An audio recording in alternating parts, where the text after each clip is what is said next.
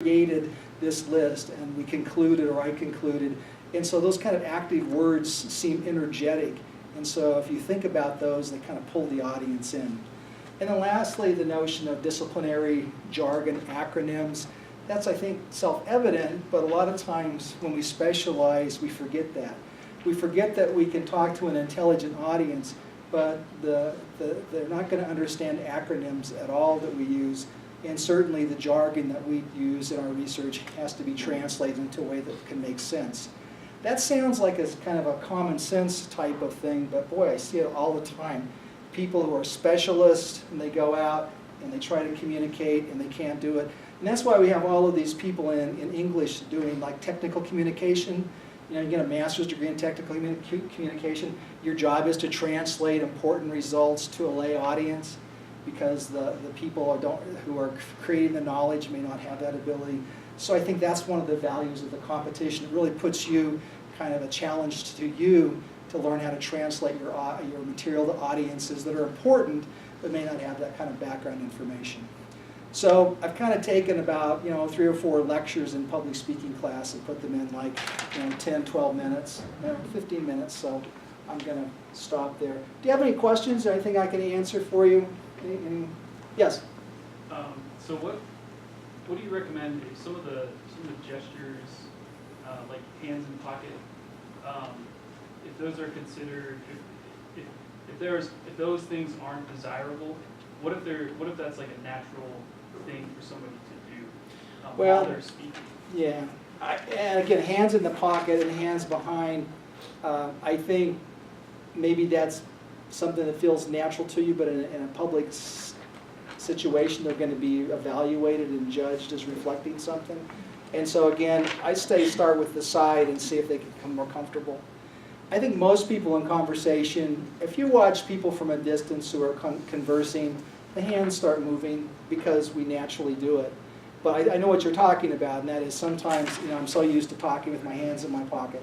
And sometimes I might do that too, but if I have a class and I'm lecturing for 50 minutes, I don't have that pressure of getting my ideas out in 3 minutes. So there's a little bit of difference there. So I think strive to figure out ways to kind of minimize those distractions. I think somewhere I put in here, where did I put that at? Under suggestions at the very top, I just skipped over this. Delivery should not call attention to itself. And that's kind of a truism that we always use in public speaking class. The really good delivery is unnoticed. And so if the audience is going, this guy's delivery was powerful, his voice was just engaging, and if they're talking too much about that, then the content is kind of secondary. So I think practice and see how that emerges, but in 3 minutes even, I think the point is if they're back here or in your pocket, you're losing the ability to move them around. And that's why when we teach public speaking class, we say no manuscripts like this. We make, or at least most of us make people use note cards, because the note card then creates, this hand is free.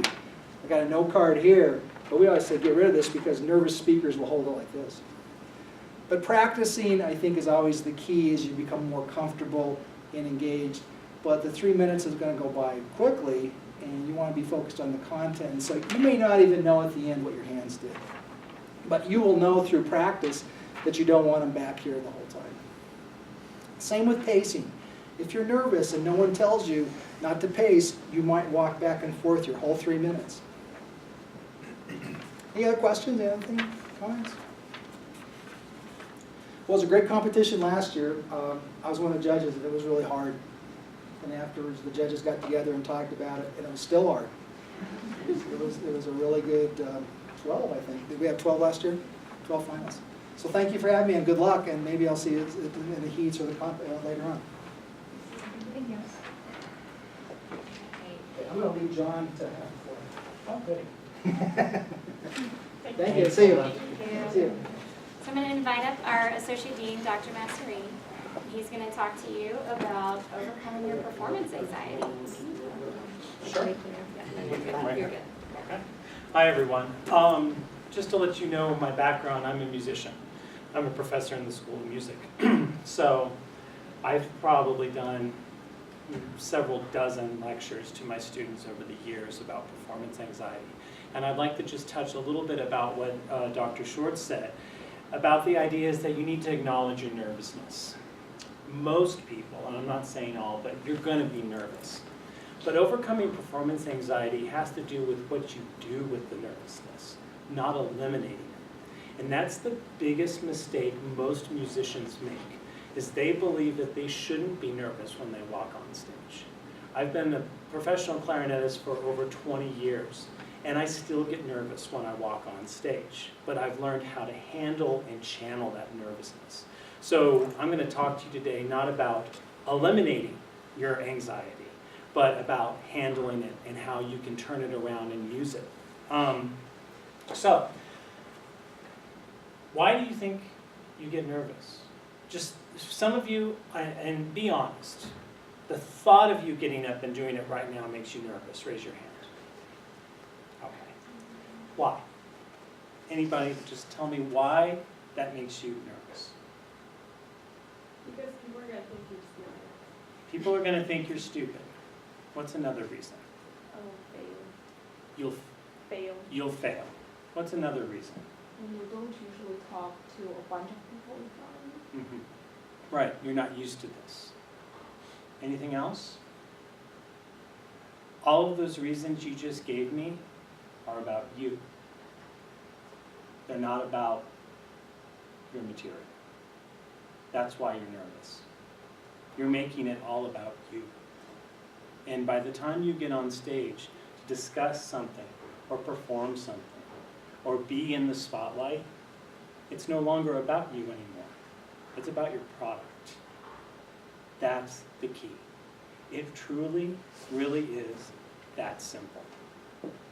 People are more nervous because they are having an internal monologue about themselves and involving their ego.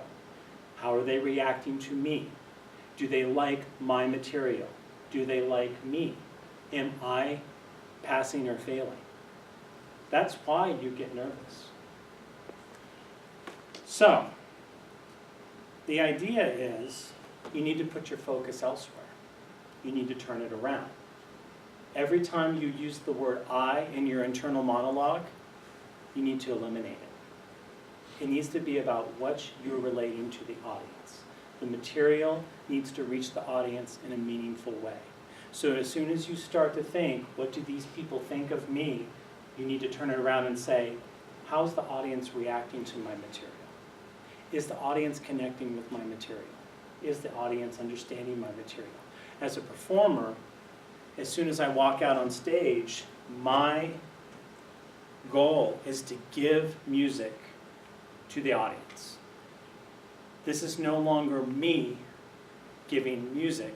It's me sort of serving as a vessel to give to the audience and have them react and have an experience. And they're not evaluating me. They're observing and thinking about the material you're presenting to them. And what that does is it takes the pressure off of you.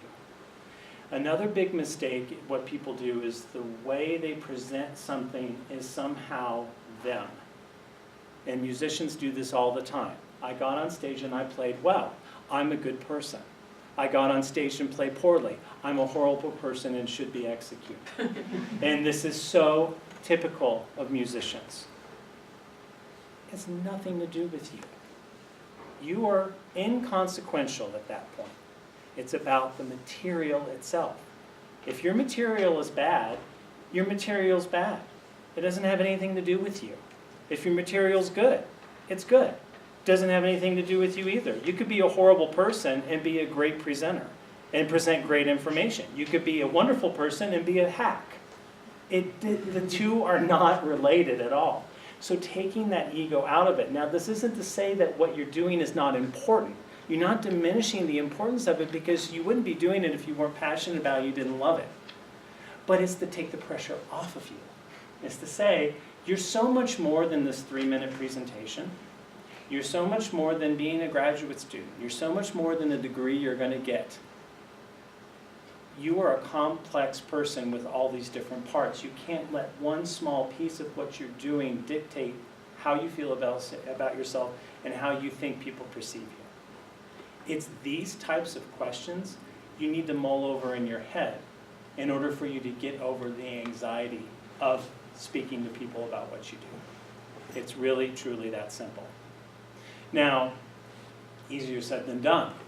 This is something I've mulled over in my head for almost 20 years, and I continue to mull it over. But start thinking about that, and it'd be interesting.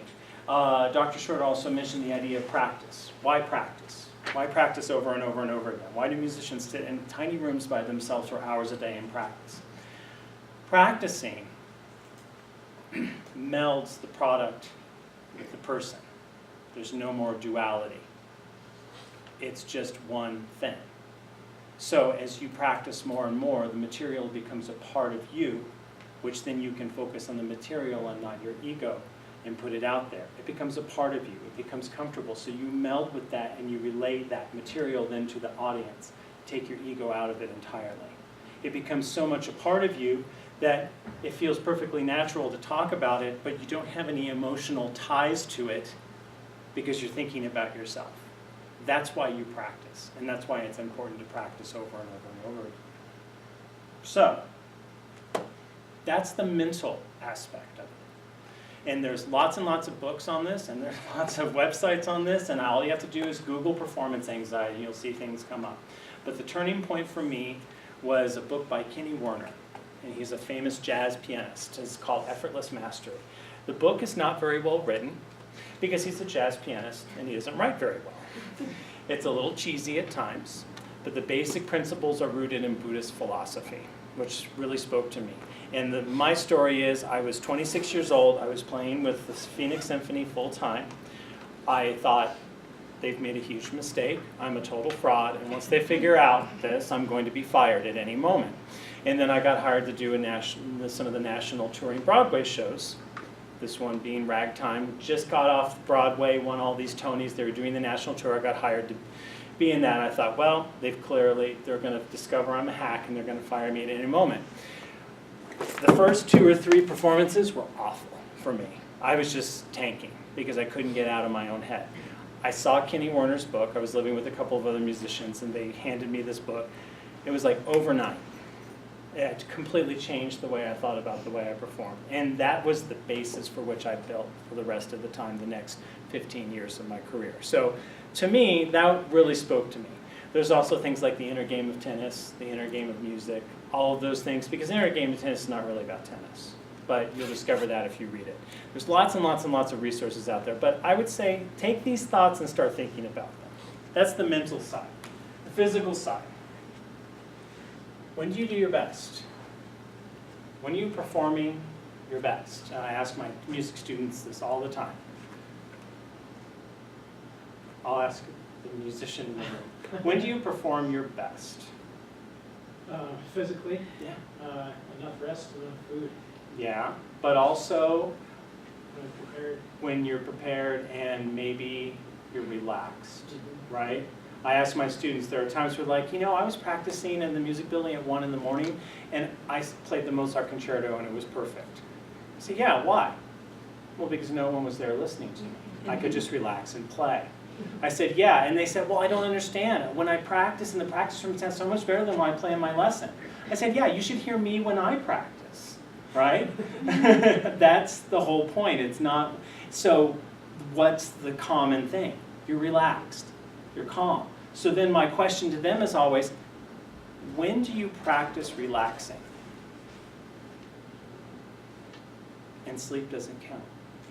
How many minutes a day do you practice relaxing? Probably not a lot, right? Because any spare moment you have, you're checking Facebook, you're texting, you're looking at something. How often do you sit in a room with no television, no music, no book, no one around, and sit in silence? Not many people do that. So if you perform your best when you're calm and relaxed, and you never practice relaxing, how in the world are you going to relax if you don't know what that feels like? It's just like any other skill. So when someone says, oh, just relax, it's like, well, if you don't practice relaxing, how do you know what that feels like?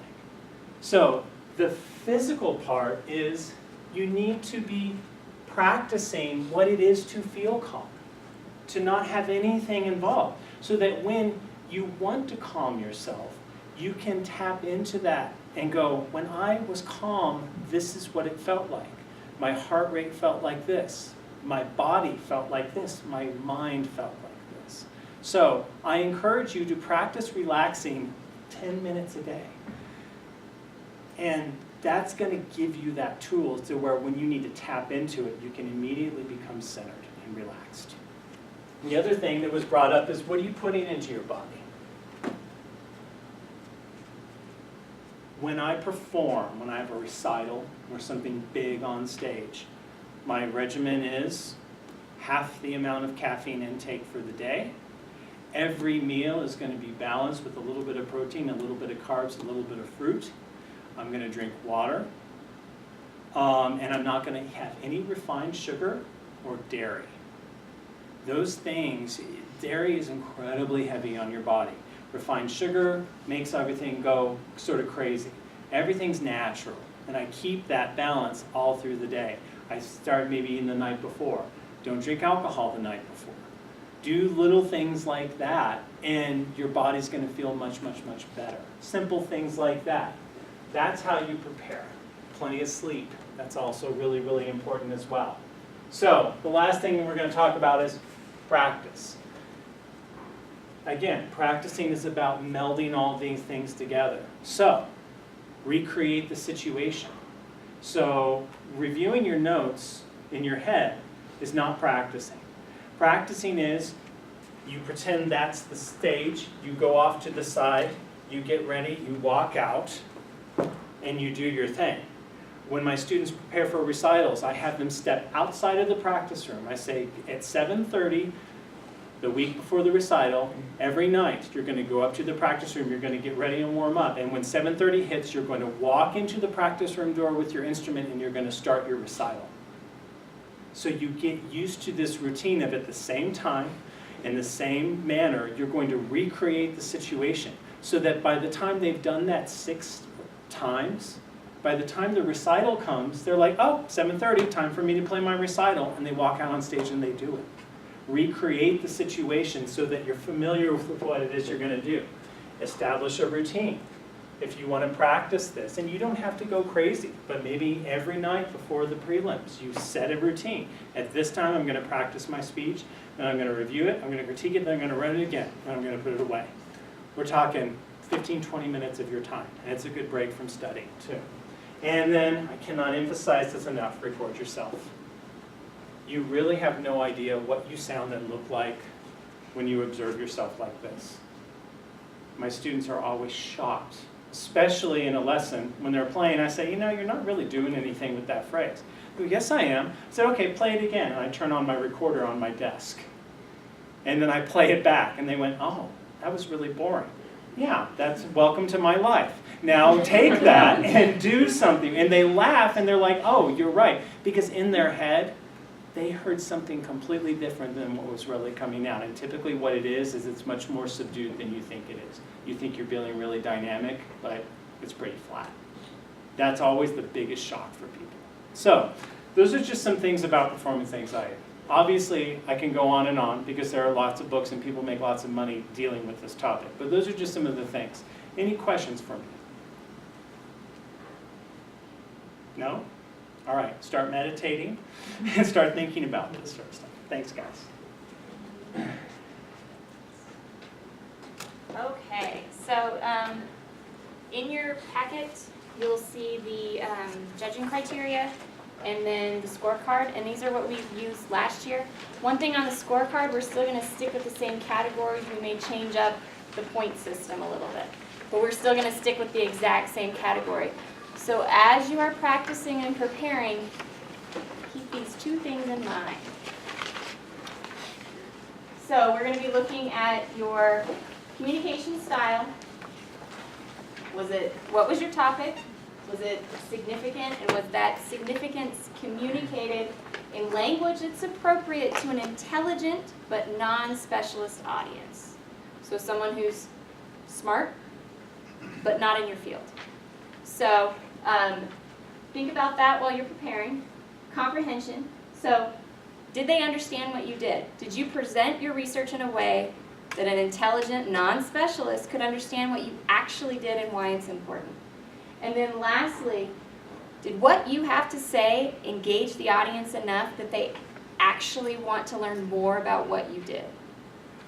And so, as you can see when we look at the comprehension of your presentation, we're going to be looking at clarity, delivery, and your visual slide. With your intellectual impact, that's where we're looking at the intellectual significance and intellectual curiosity. And then we are also looking as judges at how you're communicating with the audience. Is your language suited to a non-specialist audience, and are you giving it the right context when you present it? Oh, and a few things that I do want to mention. So in the preliminary heats, we're not going to completely disqualify if you go over 3 minutes. We are going to dock you points, so if you flip over, you'll see that if you go over 4 seconds, you get a point taken off. After that, point taken off. We'll cut you off at 3:30. However, in the final, if you go over 3 minutes, you're disqualified. And the way it works at the final is we have 2 official timekeepers, and they give you the 1 minute and a 30-second. They hold up a little thing that says you've got 1 minute left, you've got 30 seconds left, and then we cut you off at 3 minutes. And so you will know, and hopefully you've all practiced enough that you're aware of your timing and where you are in your 3 minutes. Any questions? Oh, yes, go ahead. In the back first. So I don't imagine that anyone would actually want this to happen, but I'm just curious what happens if you're under 3 minutes? Or do you even encourage that, or do you encourage people to be right at that mark? Use 3 minutes. You've got 3 minutes, use it, but you're not penalized if you're under. That's an excellent question. And then you had a question in the front? Yeah, just will there be a timekeeper at the preliminary heats as well? There'll only be 1 timekeeper at the preliminary heats. At the finals, we have 2, but they still give you 1 minute, 30 seconds, so then you know exactly kind of how much time you have left. Any other questions? And I do want to say, I didn't mention this, all of these things will be up on our website tomorrow. Not the YouTube thing yet, the video yet, but all the other resources will be available on our website so you can review them. Let me start her over. So we're going to watch 3 separate videos and talk about them just briefly afterwards. Can everybody hear? Let me know if you can't hear in the back. Cancer is so common. And this one's a little bad at first and then it gets better. And the patient sitting next to you will suffer from it. But when it comes to bowel cancer, 80% of cases are preventable. Now, you may have heard that folate is important for pregnant women. But did you know folate may also prevent bowel cancer? You see, folate is present in different forms. Some forms are required for making healthy DNA, such as in the cells of a rapidly growing baby, whereas other forms are required for making a protective chemical coating over DNA called methylation. Low methylation is a defect found in all bowel cancers, so my research asks if folate is related to low methylation and hence bowel cancer. Now, folate research is challenging because it's difficult to measure dietary folate intake. It's present in different forms, and each tissue in our body has different folate needs. So to overcome all these problems, I developed and published a new method that lets me measure the different folate forms in bowel tissue. And using this method, I looked at blood and bowel samples from low folate people, bowel cancer patients, and healthy people. I found that folate deficient patients had a shift in the balance of folate forms, leaving less for methylation. And not surprisingly, the blood of these patients had lower methylation. But what was fascinating was that the same shift in the balance of folate was also present in the bowel of cancer patients, and lo and behold, those samples also had lower methylation. So my research shows for the first time it's not actually the total amount, but rather it's the relative balance of folate that's important. Just like making a perfect loaf of bread requires the right ratios of flour, butter, salt, and yeast, a healthier cell also has to have the right balance of folate, otherwise low methylation and bowel cancer can result. To confirm this, I need to see if folate deficient people develop bowel cancer, but that would take decades. Instead, I figured out a way to accelerate this process by growing human and mouse intestine cells in a petri dish, and they form these beautiful three-dimensional mini guts like this one I've shown here. So using this method, I'm looking at how nutrient imbalances remove methylation off these mini guts, and this research will be important to help us understand how we can get the right balance of folate to prevent bowel cancer. Thank you.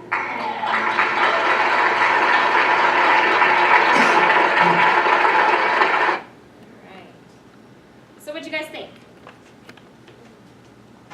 Why was it good? It's easy to understand why your research is important. Should use simple terms like mini guts. She used a metaphor for making bread. Also talking about the baby growing. I mean, that's some pretty complex research, but yet she was able to explain it in a way that you understand why it was important. What else did you guys think about her presentation? Do you think she connected with the audience?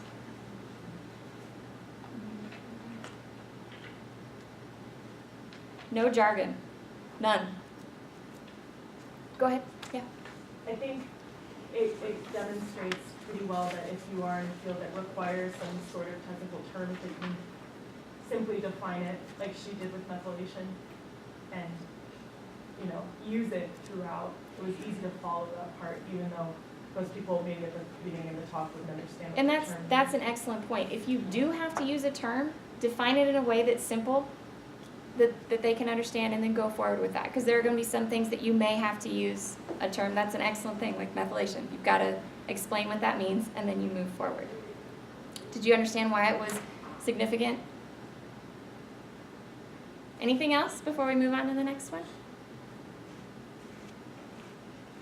And can everybody, it's loud enough, right?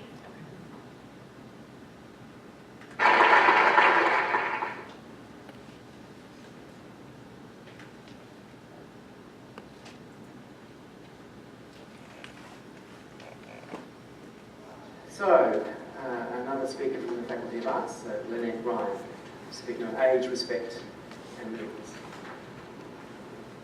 Close your eyes for a moment and imagine an old person. Any old person will do. Now, replace that image with a picture of Helen Mirren with a huge machine gun. That second picture was not nearly as comfortable for you as the first. That is because Helen Mirren, at 68 years old, has crossed that imaginary line, her 65th birthday. She is now defined in the Western world, including Australia, as elderly or older. I'm taking a qualitative, three-pronged approach to my empirical work. I have interviewed older people to see how they feel. You may be surprised to learn they don't feel like either Helen Mirren or Bruce Willis toting machine guns. Well, maybe not. However, they also don't feel like this image up on your top left. I'm also doing a content analysis of movies from the last 5 years that have been big box office successes and have included a character aged 55 years or older. 55 because in Hollywood, that imaginary line is your 40th birthday. As you can see, these movies don't always portray people in a stereotypical fashion as old, grumpy, frail, vulnerable, useless, having to use either a walker or a walking stick.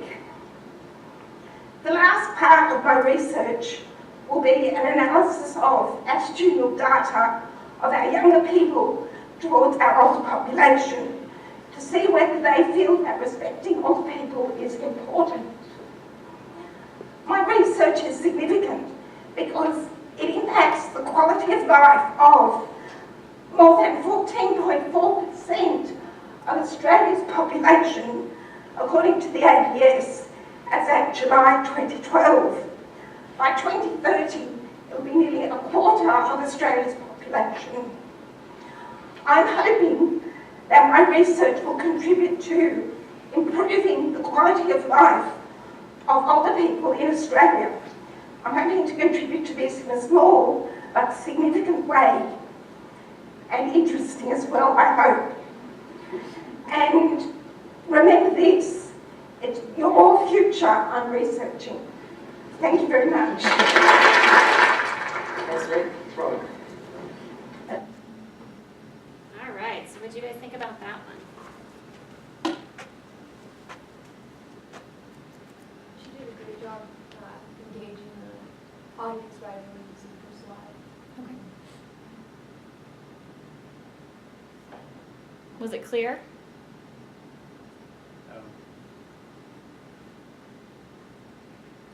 I don't know about you guys, but I was right there too, the speakers. I didn't think it was very. I had no idea what she was talking about.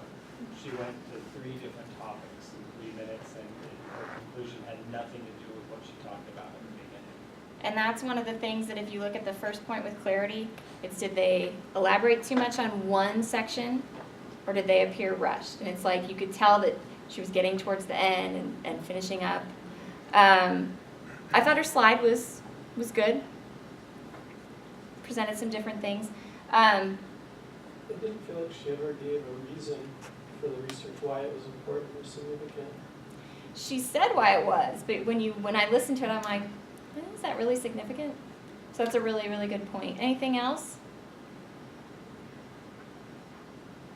Well, one of the things that struck me was that she talks about respect, and that's such a complex concept, and yet at the end she says, well, you know, we're not having to portray people as being old and crunched over and using walkers, but that sort of seems to me to disrespect people who really are old and need help, you know, physical help, and the idea that that's sort of a demarcation that she makes. Anything else?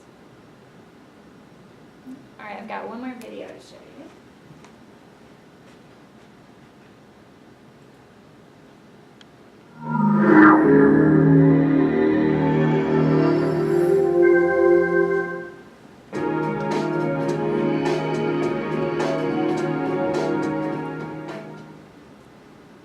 Parents and teachers have become increasingly concerned about girls following the 2006 advent of Facebook. It's been blamed for a rise in bullying and a decline in social skills. My research, however, takes a slightly different approach and looks at 3 things: grade 8 girls, identity, and Facebook's most commonly used feature, status updates. It's based on a simple and age-old premise. If all the world's a stage, then surely Facebook is just another stage on which actors can perform. And what do all actors want? Desirable reactions from their audiences. This involves trying a number of different strategies on for size. Should I present myself as kind, needy, self-sacrificial, talented, intimidating? So, dramaturgical metaphor in hand, I set about answering 2 questions. First, which